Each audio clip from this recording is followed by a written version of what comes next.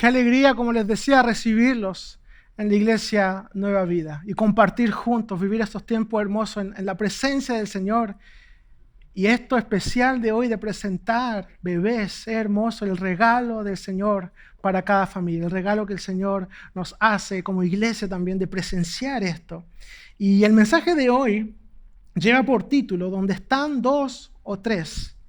Y los que alguna vez han leído un pasaje que tiene más o menos las mismas palabras, no se equivoca. Estaba haciendo referencia a ese pasaje, donde están dos o tres. Una frase que probablemente es bastante popular y que muchas veces se usa. Y el mensaje de hoy es justamente basado en eso, donde están dos o tres. Este texto donde Jesús habla, donde Jesús está hablando de esto. La Biblia nos habla una y otra vez de la importancia de estar juntos, la importancia de la comunidad. Desde el libro de Génesis, cuando Dios crea al ser humano y dice no es bueno que el hombre esté solo, hasta el Nuevo Testamento, donde vemos a los primeros cristianos, el principio de la iglesia, y donde la Biblia nos cuenta que los primeros cristianos estaban juntos y ponían todo en común para que a nadie le faltara nada. Podemos decir definitivamente que el ser humano no fue creado para vivir solo. No fue creado para luchar solo. Así como tampoco fue creado para triunfar solo. Dios lo creó para vivir en comunidad, consciente de los demás. En el corazón de Dios, el ser humano debe estar acompañado, debe aprender a vivir con los demás. Y hoy quiero hablar justamente de la importancia de la comunidad, de la unidad, de aprender a vivir juntos, de la importancia de la iglesia y de buscar juntos la voluntad de Dios. De hecho, la palabra iglesia, aparece en 111 versículos del Nuevo Testamento. Y esta palabra iglesia viene del griego eklesia, que se compone de dos partes, de ek, que quiere decir fuera de o de entre, y la segunda, klesia, que viene del verbo kaleo, que quiere decir llamar. Y en otras palabras, la palabra eklesia quiere literalmente decir llamados afuera o convocados afuera. Y en el Nuevo Testamento esta palabra se usa siempre refiriéndose a una congregación local de cristianos. Jamás se refiere a un edificio.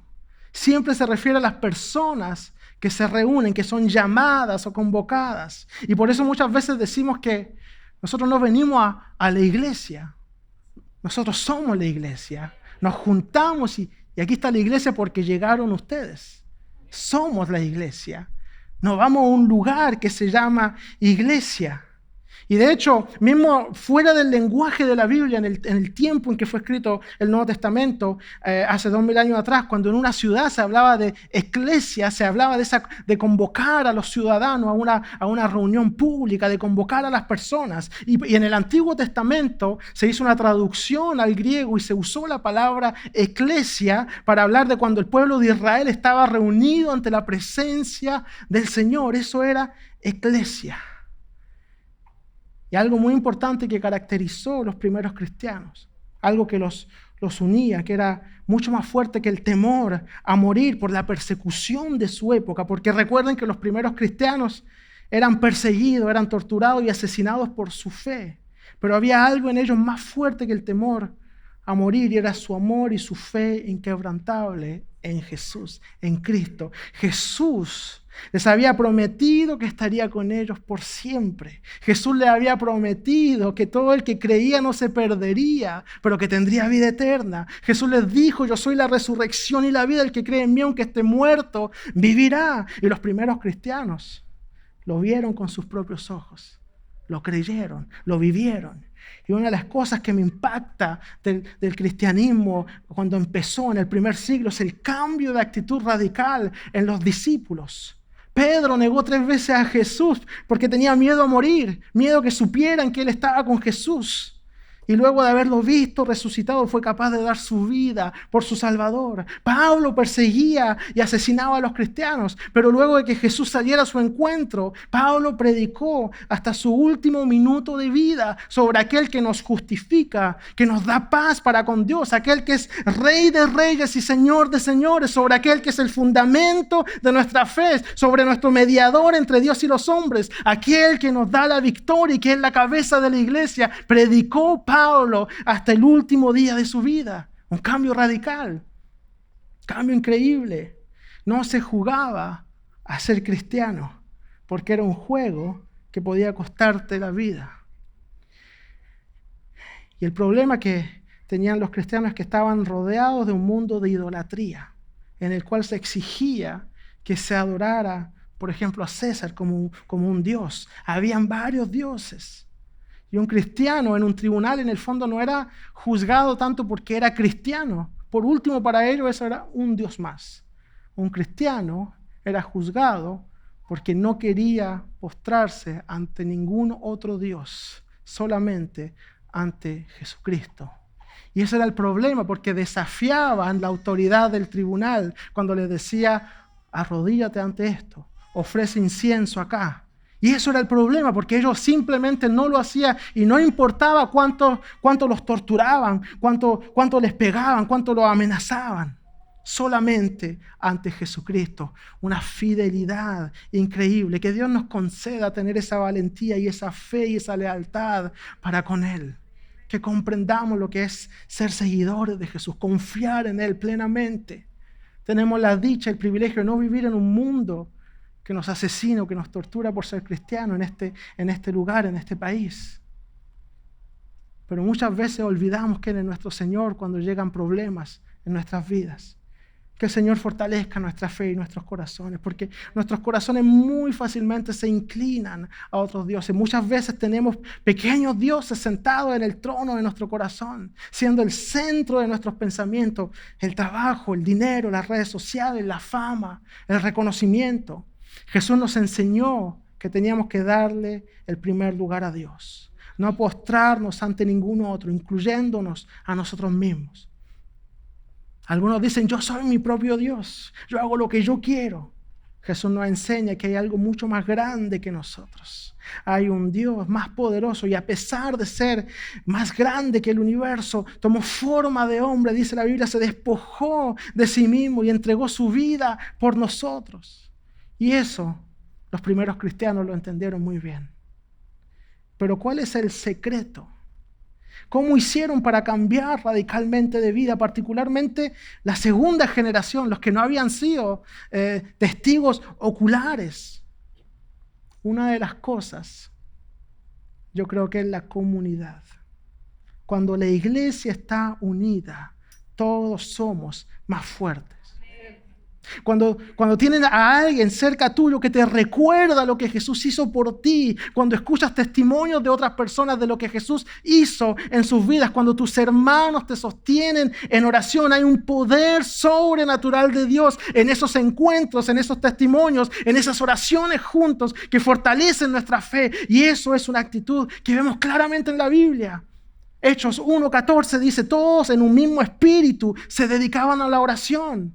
Hechos 2:1, cuando llegó el día de Pentecostés, estaban todos juntos en el mismo lugar. Hechos 2:42-47 dice: todos los creyentes estaban juntos y tenían todo en común. Vendían sus propiedades y posesiones y compartían sus bienes entre sí según la necesidad de cada uno. No dejaban de reunirse unánimes en el templo ni un solo día. De casa en casa partían el pan y compartían la comida con alegría y generosidad, alabando a Dios y disfrutando de la estimación general del pueblo. Y cada día el Señor añadía al grupo los que iban siendo salvos. El sentimiento común era cuidar a los demás, era estar juntos. Vivían en un tiempo extremadamente difícil, donde ser cristiano, como les decía, era hasta en un momento se hizo ilegal y había persecución y los buscaban. Y además había mucha necesidad, mucha pobreza de forma general. Pero la iglesia vivía en unidad, en comunidad, preocupándose los unos por los otros. Y también la Biblia dice en Hechos 12:5, Pero mientras mantenían a Pedro en la cárcel, la iglesia oraba constante y fervientemente a Dios por él. Cuando había problemas, cuando un hermano sufría necesidad o vivía una situación difícil, la iglesia se unía en oración. Por eso la importancia de unirse en oración todos juntos, tanto los grupos como nuestras reuniones de oración y aquí en las reuniones generales. Así ponemos ante Dios nuestras peticiones y oramos por la iglesia y las necesidades. Y además la Biblia dice en Juan 17, 20 al 21, Jesús en este texto estaba orando por sus discípulos y de pronto empieza a orar por personas que no están ahí presentes. Y Él lo dice claramente en este texto, dice, no ruego solo por estos, ruego también por los que han de creer en mí, por el mensaje de ellos, para que todos sean uno. Padre, así como tú estás en mí, yo en ti, permite que ellos también estén en nosotros, para que el mundo crea que tú me has enviado. Jesús ora por la unidad de la iglesia. Al estar juntos en la presencia de Dios somos transformados. Corazones son sanados. Dios se revela a nosotros. Situaciones son transformadas. Y juntos como iglesia somos fortalecidos en nuestra fe, en las enseñanzas de Jesús de amar al prójimo, de bendecir al que nos maldice, porque Dios nos transforma a su imagen al estar juntos en su presencia. ¿Cuántos lo creen? El Señor nos transforma de gloria en gloria. Y eso es lo que ocurre cuando nos reunimos. Y eso es lo primero que las personas que no conocen a Dios ven. Se les hace evidente la presencia de Dios en nuestras vidas cuando nuestras vidas cambian. Al ver los cambios que se producen en nosotros, al ver nuestra actitud, nuestro testimonio en la evidencia al mundo de la obra del Espíritu Santo en nosotros. Y sabe, hay un testimonio de un hombre que no era cristiano, que de hecho era un gobernante que buscaba consejo para saber cómo tratar a los cristianos en el segundo siglo. Cuando eran capturados, él tenía que juzgarlos. Y él sabía que había problema con ellos porque no obedecían, no se inclinaban, había que torturarlos y matarlos si no obedecían. Y él pide consejo. Este hombre se llama Plinio el Joven, era un abogado, un escritor y un científico de la antigua Roma. Y escribe al emperador Trajano entre el año 111 y 112, diciendo esto de los cristianos. Mire, ellos se reúnen, dice, un día señalado, cantan himnos en honor a Cristo, se comprometen a no robar, a devolver el dinero que han pedido prestado, a no mentir y no cometer adulterio. Qué complicado debe ser tener que condenar a alguien que sabes que el tipo de cosa que hace en secreto es esto. Comprometerse a ser honesto, comprometerse a no engañar, a no robar. Este hombre buscaba cómo tratar a los cristianos, pero se encuentra que los cristianos tienen este tipo de actitud. Porque cuando se reúnen lo hacen para aprender más de cómo ser como Jesús. Lo hacen para comprometerse los unos con los otros a actuar de una forma digna de nuestro Señor Jesucristo. El mensaje de hoy es sobre la importancia de la iglesia, la importancia de la comunidad, la importancia de reunirse y aprender juntos a ser más como Jesús. Tanto aquí en la asamblea, todos juntos, como en pequeños grupos. Al estar reunidos, el Señor está en medio nuestro, Él obra en medio nuestro. Y vamos a ver un texto justamente que nos enseña que el Señor nos da autoridad cuando estamos reunidos en su nombre. Este texto se encuentra en Mateo 18, versículos 18 al 20. Dice Jesús lo siguiente: les aseguro que todo lo que ustedes aten en la tierra quedará atado en el cielo, y todo lo que desaten en la tierra quedará desatado en el cielo. Además les digo que si dos de ustedes en la tierra se ponen de acuerdo sobre cualquier cosa que pidan, les será concedida por mi Padre que está en el cielo. Porque donde dos o tres se reúnen en mi nombre, allí estoy yo en medio de ellos. Eso es lo que le dice el Señor Jesús a sus discípulos. Y este texto nos habla de la importancia de buscar juntos la voluntad de Dios. La responsabilidad de la iglesia como seguidores de Jesús es buscar unidad, buscar un acuerdo entre nosotros y que ese acuerdo esté alineado con la voluntad de Dios para nuestra iglesia y para nuestras vidas. Y hay 3 cosas que quiero ver hoy en este texto. Como les decía, la autoridad de la iglesia. O sea, la iglesia tiene autoridad, dice, para atar y desatar. Luego, buscar la voluntad de Dios, orar y pedir según su voluntad. Y finalmente, el hecho que este texto nos promete la presencia de Jesús en medio nuestro cuando estamos 2 o 3 reunidos en su nombre, cuando estamos unidos en un mismo sentir, en un mismo espíritu, cuando estamos en unidad, Jesús está presente y en esa unidad Dios da poder y autoridad a su iglesia. Pero comencemos con este primer punto. ¿Cuál es la autoridad que tenemos como iglesia? Porque aquí Jesús habla de atar y de desatar. ¿Pero qué quiere decir eso? Porque hay algo interesante. Si usted ya ha leído este texto y ya ha leído el Evangelio de Mateo, quizás se da cuenta que esto no es la primera vez que aparece en el Evangelio. Aparece un poco antes. Jesús habla de atar y desatar. Hay otro texto, 2 capítulos antes, donde Jesús habla de esta autoridad. Y es un texto donde Él está hablando a Pedro.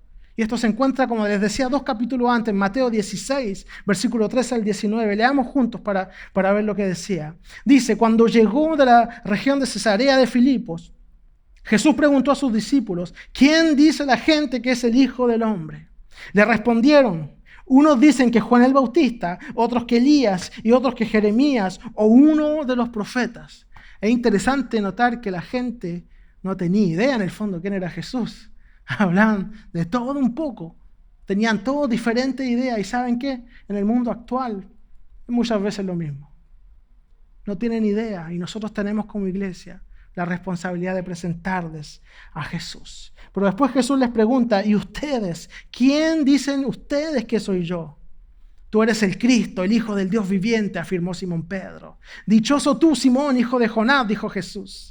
Porque eso no te lo reveló ningún mortal, sino mi Padre que está en el cielo. Y yo te digo que tú eres Pedro. Sobre esta piedra edificaré mi iglesia y las puertas de los dominios de la muerte no prevalecerán contra ella. Otras traducciones dicen las puertas del infierno no prevalecerán contra ella. Y después le dice, te daré las llaves del reino de los cielos. Todo lo que ates en la tierra quedará atado en el cielo. Y todo lo que desates en la tierra quedará desatado en el cielo.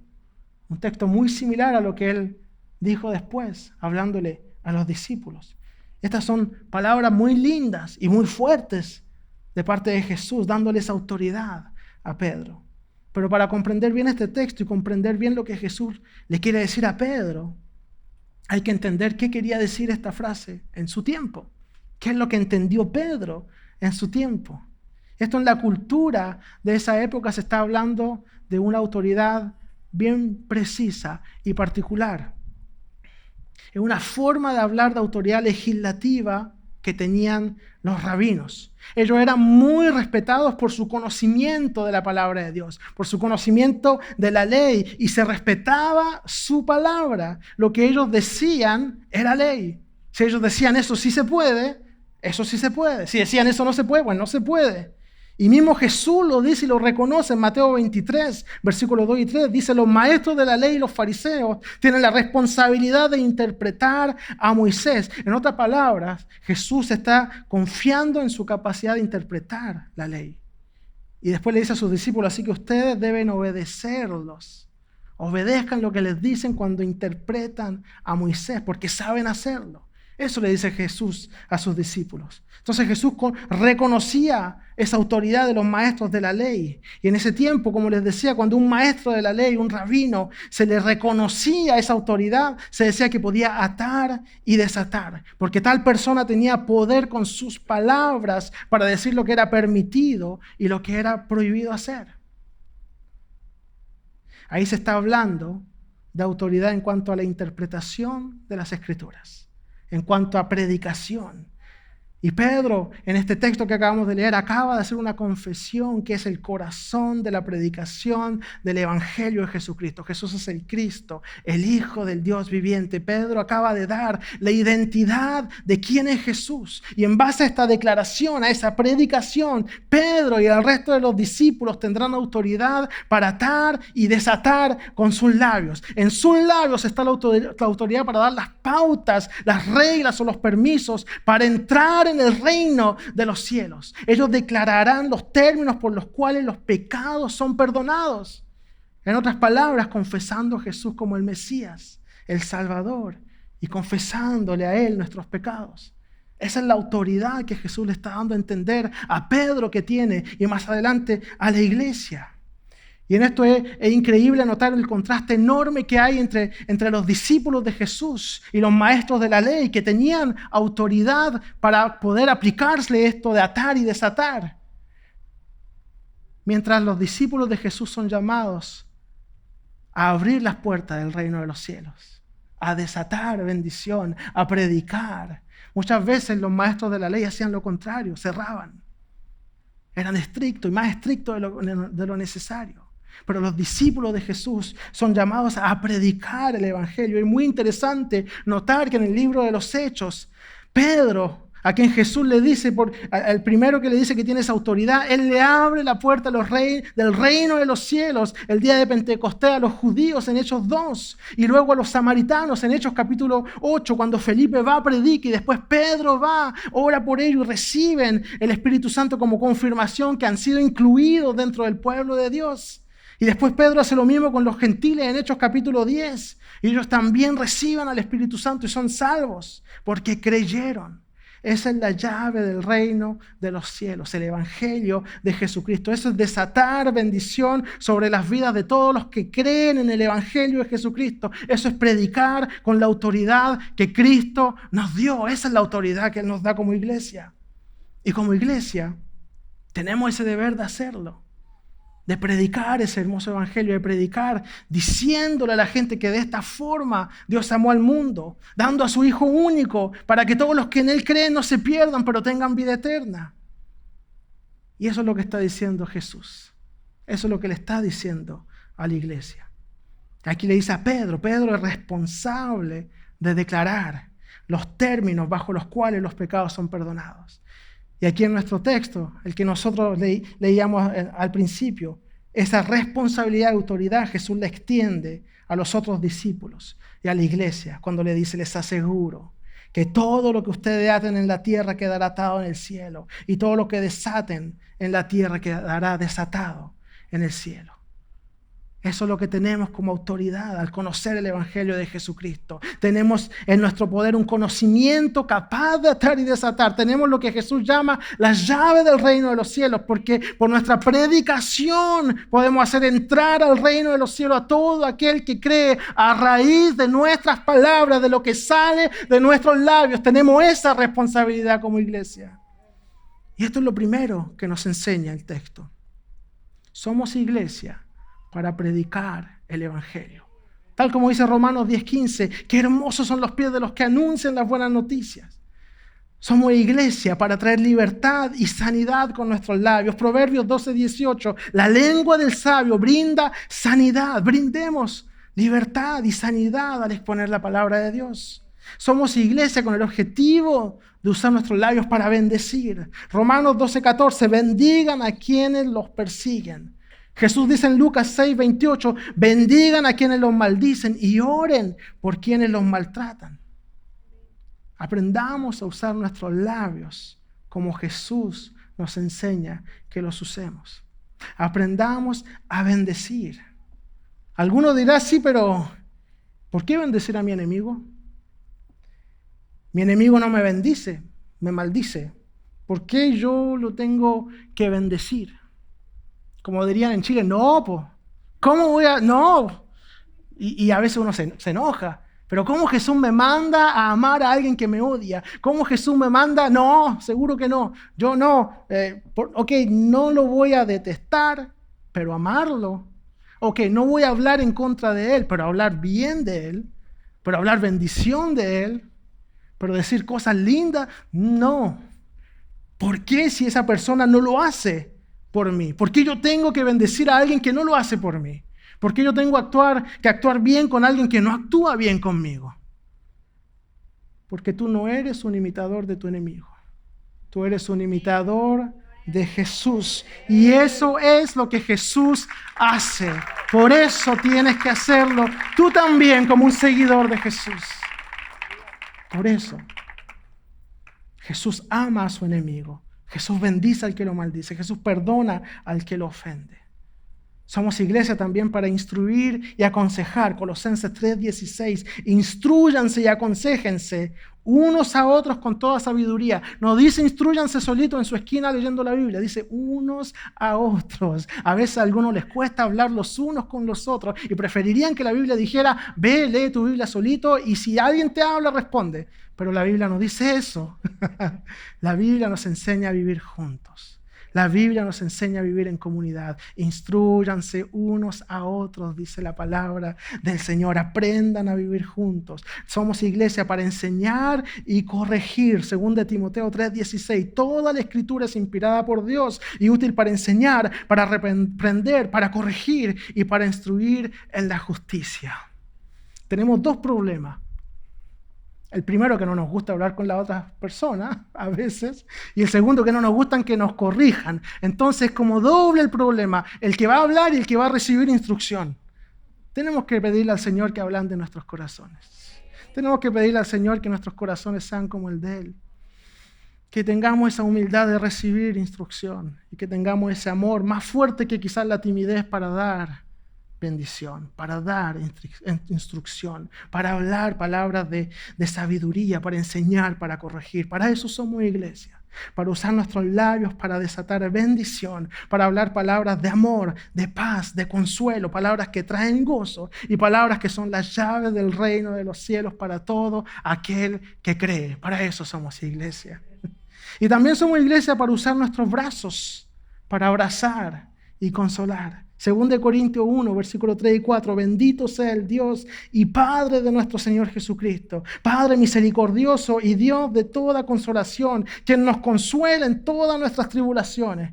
Qué hermoso saber que tenemos un Dios que nos consuela. Pero el texto no se detiene ahí. Que nos consuela en todas nuestras tribulaciones. Algunos quisieran que se detuviera ahí, pero luego dice para que con el mismo consuelo que de Dios hemos recibido, también nosotros podamos consolar a todos los que sufren, que podamos consolar al que sufre, aunque sea nuestro enemigo, aunque no nos caiga bien, aunque sea lo que sea, consolar a quien sufre. Somos iglesia para sostener, apoyar y ayudar. Gálatas 6:2 dice, ayúdense unos a otros a llevar sus cargas y así cumplirán la ley de Cristo. Para eso y mucho más, somos la iglesia del Señor Jesucristo. Para eso Jesús nos viste de autoridad, no para condenar, no para juzgar, no para apuntar con nuestros dedos. Mira lo que hizo, mira cómo se cayó. A algunos hasta le da risa cuando mira cómo se cayó. Mire qué mal. No es para hacer caer a otros, más bien para predicar perdón, amor, gozo, paz y reconciliación por medio de nuestro Señor Jesucristo. Por eso es importante saber quiénes somos y a qué hemos sido llamados. Por eso es importante buscar la voluntad de Dios juntos y en unidad como iglesia. A eso somos llamados. Y luego el texto dice, en el versículo 19 de Mateo 18, además les digo que si dos de ustedes en la tierra se ponen de acuerdo sobre cualquier cosa que pidan, les será concedida por mi Padre que está en el cielo. Aquí cuando habla de ponerse de acuerdo, lleva también la idea de estar de acuerdo bajo la voluntad de Dios. No se trata simplemente de ponerse de acuerdo para pedir, se trata más bien de ponerse de acuerdo en qué pedir. Se trata de buscar la voluntad de Dios antes de pedir. Se trata de apoyarse los unos sobre los otros para alinearnos juntos con la voluntad de Dios. Se trata de unirnos y en unidad buscar su rostro, su presencia, su palabra, conocerlo más, buscar su dirección para nuestras vidas y nuestra iglesia. Nuestra comunión los unos con los otros y nuestra unidad son primordiales para buscar y llevar a cabo juntos la voluntad de Dios en nuestras vidas y en nuestra iglesia. No hay nada más poderoso que un pueblo que se pone de acuerdo en buscar la voluntad de Dios, juntos orar, trabajar para estar y sobre todo para permanecer en su voluntad para con nosotros, porque ahí, según la voluntad de nuestro Dios, nos mostrará grandes cosas. Cuando estamos bajo la voluntad de Dios, cuando escuchamos su consejo, cuando seguimos según lo que Él nos da, según su voluntad, Él abrirá caminos donde no los vemos, abrirá nuevas puertas, bendecirá a su pueblo. Eso es lo que hará el Señor cuando estamos bajo su voluntad. Bendita la iglesia que busca la voluntad del Señor. Nuestro Dios nos bendice y nos guía cuando estamos dispuestos a escuchar su voz. Mateo 18:20 nos sigue diciendo Jesús: porque donde 2 o 3 se reúnen en mi nombre, allí estoy yo en medio de ellos. La promesa del Señor es que cuando nos ponemos de acuerdo y nos unimos y estamos juntos para conocer su voluntad, Él está en medio nuestro. Cuando nos juntamos aquí los sábados en la tarde, exaltando su nombre, buscando su voluntad y escuchando sus instrucciones a través de la palabra, Él está en medio nuestro. Cuando nos reunimos los jueves de oración para ponernos de acuerdo como hermanos y poner ante Él nuestras peticiones, Él está en medio nuestro. Cuando se reúnen en los grupos Nueva Vida en las casas y hablan, comparten de la palabra del Señor, oran juntos, el Señor está en medio nuestro. Donde están 2 o 3 reunidos, hay sanidad, hay libertad, hay consuelo, hay restauración de vidas, de hogares, de familia, situaciones transformadas, corazones sanados, porque hay una iglesia unida y la presencia de Dios está en medio. Eso es lo que ocurre cuando nos juntamos. Donde 2 o 3 están, yo estoy en medio, dice el Señor Jesús. No estamos solos. El Señor está en medio nuestro cuando nos unimos. Y no se trata solo de estar juntos en un mismo local. No se trata solamente de desplazarse y de estar juntos un rato y después nos vamos y se terminó. Estamos juntos en un mismo espíritu, juntos en un mismo sentir, unidos en el mensaje de salvación, mensaje de perdón de pecados, unidos en oración, unidos en ese deseo y sentimiento de servir, unidos en una misma visión. Por eso la importancia de dar un paso más que venir el sábado una vez por semana, recargar las baterías y ojalá me dure hasta el próximo sábado, pero el lunes ya se acabó. Es dar un paso más. Los grupos, por ejemplo, que están a su disposición para seguir aprendiendo. Amén, dicen los hermanos de los grupos, qué bonito. Los grupos que están a su disposición para estar juntos, para juntarse, para unirse, para conversar, para conocer más su iglesia, para seguir hablando de la palabra, para orar juntos, para exponer sus peticiones, para conocerse más, para conocer más a su iglesia. Es importante participar activamente en su iglesia, participar, como les decía, en los pequeños grupos, para seguir creciendo espiritualmente. Aprender juntos, fraternizar, conversar. Hechos 2:46 decía, no dejaban de reunirse unánimes en el templo ni un solo día. Linda la parte del templo, pero después dice de casa en casa. De casa en casa partían el pan y compartían la comida con alegría y generosidad.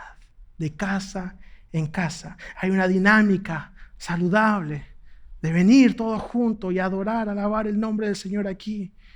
Pero de casa en casa, estar juntos, estar unidos, de casa en casa, orar los unos por los otros, de casa en casa, aprender a conocerse, de casa en casa, conocer más al Señor juntos, de casa en casa, conocer las necesidades de los hermanos, las necesidades de los demás, la necesidad de la gente que está alrededor suyo y conocer los milagros que Dios ha hecho en sus vidas, porque Dios hace milagros aún hoy, pero de casa en casa, conociéndonos, acercándonos, conociéndonos y aprendiendo amarnos. Donde están 2 o 3 en mi nombre, dice el Señor, yo estoy en medio. Cuando hay personas reunidas, hay transformaciones de corazones. Donde hay personas reunidas en el nombre de Jesús, la iglesia es animada y guiada por el Espíritu Santo a actuar a favor del necesitado, donde hay personas reunidas buscando la voluntad de Dios, de pronto nos damos cuenta que vale la pena el esfuerzo de servir, vale la pena el esfuerzo de ayudar, vale la pena el esfuerzo de ir a un grupo, el esfuerzo de leer la Biblia, el esfuerzo de orar, el esfuerzo de predicar con acciones concretas de amor. Cuando nos unimos en oración, de pronto el Señor comparte su corazón con nosotros, su amor por los demás, su deseo, que estemos atentos a las necesidades de las personas. Y de pronto surgen ideas de cómo hacer brillar la luz de Jesús, de cómo mostrar su amor en un mundo de tinieblas. De pronto a alguien se le ocurre que es buena idea usar el autobús de la iglesia para ir a buscar personas que están en un refugio y que necesitan alimento y ropa. Que es buena idea transformar una de nuestras salas en algo que parece un pequeño mercado de ropa para regalarle a esas personas que necesitan. A otra persona el Señor le pone en el corazón el deseo de acompañar y hacer llamadas telefónicas para las personas que no entienden el idioma. O a otro el Señor mueve su corazón para hacer talleres de creación de hoja de vida. O a otro se le ocurre dar talleres de francés. Y a otro el Señor le pone en el corazón recoger viejas partes de computadores, recogerlas, juntarlas para armar computadores que funcionan y entregárselas a personas que lo necesitan.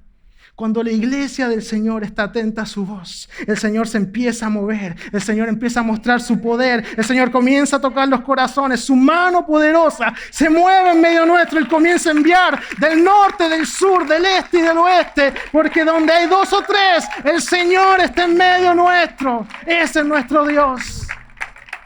Cada día el Señor añadía al grupo los que iban a ser salvos, Hechos 2:47. Hay milagros en medio nuestro. Y los instrumentos para hacer el milagro son personas de la iglesia. Somos tú y yo, cuando estamos atentos a escuchar la voz de Dios.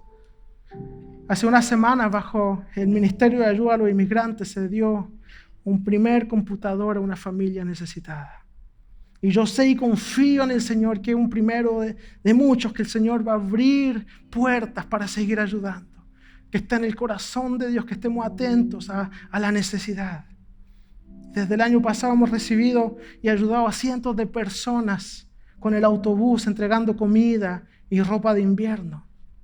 Se han hecho talleres para crear la hoja de vida, se han hecho decenas y decenas de kits de bienvenida y próximamente comenzarán talleres de francés, y todo esto se está haciendo porque es una iglesia sedienta y deseosa de hacer la voluntad de Dios.